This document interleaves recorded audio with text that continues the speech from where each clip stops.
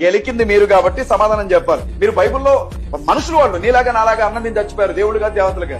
కానీ మీరు దేవుళ్ళు అంటున్నారే. బ్రహ్మ తన కూతుర్ని పెళ్లి చేసుకుని మనిషిని కన్నాడు, కన్న పెట్టిన పెళ్లి చేసుకుని, దానికి ఏం సమాధానం చెప్తారు మీరు? అసలు తప్పే కదా. ఇంద్రుడు ఒక ముని భార్య దగ్గరికి వెళ్లి ముని రూపంలో ముని భార్యను చేర్చాడు, ఒళ్ళంతా కళ్ళు శాపం తెచ్చుకున్నాడు. ఇంద్రలోకానికి అధిపతి కదా, తప్పే కదా, తప్పే కదా.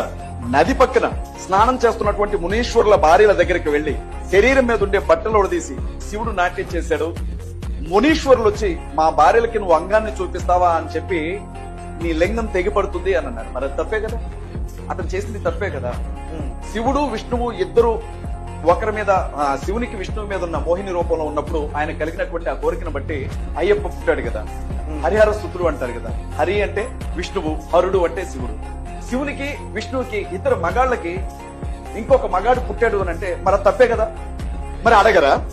బైబిల్లో మామూలు మనుషులు చేసే తప్పుల గురించే నువ్వు పాయింట్అవుట్ చేసి మాట్లాడుతూ ఉంటే మరి మీరు దేవుళ్ళుగా కొలిచే వ్యక్తుల ప్రవర్తన గురించి ఎదుటి వాళ్ళు